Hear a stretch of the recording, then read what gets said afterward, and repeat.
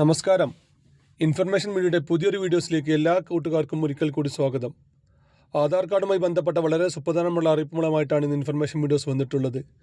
പ്രത്യേകിച്ച് 35-40 വയസ്സിന് മുകളിലുള്ള ആളുകൾ ശ്രദ്ധിക്കുക, അവർക്ക് വേണ്ടിയിട്ടുള്ളതാണ് ഈ വീഡിയോ മുഴുവനായിട്ട് കണ്ടതിന് ശേഷം ചാനൽ സബ്സ്ക്രൈബ് ചെയ്യുക, മറ്റു കൂട്ടുകാരിലേക്ക് ഷെയർ ചെയ്ത് കൊടുക്കുക.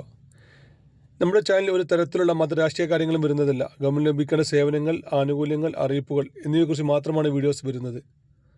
ശ്രദ്ധിക്കുക, ഗവൺമെൻറ് സേവനങ്ങൾ എപ്പോൾ വേണമെങ്കിലും പുതിയ മാറ്റങ്ങൾ വരാം. ഏറ്റവും പുതിയ അറിയിപ്പുകൾ ലഭിക്കാൻ തൊട്ടടുത്തുള്ള ബെല്ലൈക്കൺ കൂടി ക്ലിക്ക് ചെയ്യുക. നമ്മുടെ ആധാർ കാർഡ് അപ്ഡേറ്റ് ചെയ്യാൻ സർക്കാർ ഒരുപാട് പ്രാവശ്യമായി നമ്മോട് പറയുന്നു. 10 വർഷം മുമ്പ് എടുത്ത ആധാർ കാർഡ് ഇപ്പോഴും അപ്ഡേറ്റ് ചെയ്യാത്ത ഒരുപാട് ആളുകളുണ്ട്. അങ്ങനെയുള്ള ആളുകൾ നിർബന്ധമായിട്ടും ആധാർ കാർഡ് അപ്ഡേറ്റ് ചെയ്യുക. അതുപോലെ തന്നെ ആധാറിലെ ചെറിയ തെറ്റുകൾ പോലും ഇനി വലിയ രൂപത്തിലുള്ള ബുദ്ധിമുട്ടുകൾ നമുക്ക് വരാൻ പോകുകയാണ്. നമ്മുടെ മൊബൈൽ സംബന്ധമായിട്ടുള്ള കാര്യങ്ങൾ, പെൻഷൻ സംബന്ധമായിട്ടുള്ള കാര്യങ്ങൾ, ഭൂമി സംബന്ധമായിട്ടുള്ള കാര്യങ്ങൾ, അങ്ങനെ മുഴുവൻ കാര്യങ്ങളുമായിട്ടും നമ്മൾ ആധാർ കാർഡ് ലിങ്ക് ചെയ്തിട്ടുണ്ട്. അതുകൊണ്ട് തന്നെ ആധാറിലെ ചെറിയ തെറ്റുകൾ പോലും നമുക്ക് വലിയ രൂപത്തിലുള്ള ബുദ്ധിമുട്ടുകളുണ്ടാകും. ഈ മാസം മാർച്ച് 30 മുമ്പായി തന്നെ മുഴുവൻ ആളുകളും ആധാർ കാർഡ് അപ്ഡേറ്റ് ചെയ്യാൻ ശ്രമിക്കുക. അതുപോലെ തന്നെ ആധാർ കാർഡ് അപ്ഡേറ്റ് ചെയ്യുന്ന സമയത്ത് പ്രത്യേകം ശ്രദ്ധിക്കുക, അവരുടെ മൊബൈൽ നമ്പർ കൂടി ലിങ്ക് ചെയ്യുക. ഇപ്പോൾ ഈ മൊബൈൽ നമ്പർ ലിങ്ക് ചെയ്യാത്ത ഒരുപാട് ആളുകളുണ്ട്.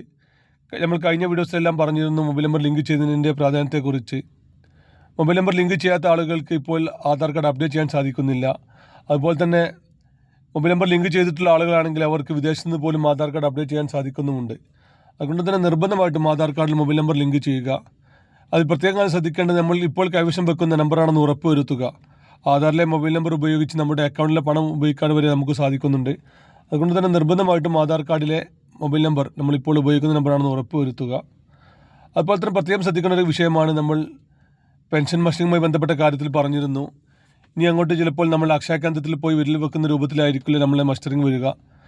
നമ്മളൊരു മൊബൈലിൽ ഒരു ആപ്ലിക്കേഷൻ ഇൻസ്റ്റാൾ ചെയ്ത് അതിൽ നമ്മൾ മസ്റ്ററിങ് പൂർത്തിയാക്കുന്ന രീതിയായിരിക്കും ഉണ്ടാവുക.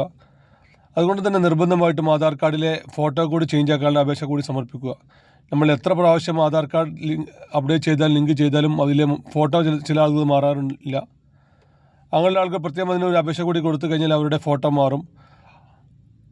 ഏറ്റവും പുതിയ രൂപത്തിലുള്ള ഫോട്ടോ, ഏറ്റവും നമ്മൾ ലാസ്റ്റ് ഉപയോഗിക്കുന്ന മൊബൈൽ നമ്പർ, അഡ്രസ്സ്, അതുപോലെ തന്നെ പേര് എന്നിവയെല്ലാം വളരെ കൃത്യമാണെന്ന് ഉറപ്പുവരുത്തുക. ആധാറുമായി ബന്ധപ്പെട്ട എല്ലാ സേവനങ്ങൾക്കും തൊട്ടടുത്തുള്ള അക്ഷയ കേന്ദ്രങ്ങളിൽ ചെന്ന് കഴിഞ്ഞാൽ നിങ്ങൾക്ക് ചെറിയ പൈസയിൽ തന്നെ ചെയ്യാൻ സാധിക്കുന്നുണ്ട്. വീഡിയോ ഇഷ്ടപ്പെട്ടെന്ന് കരുതുന്നു.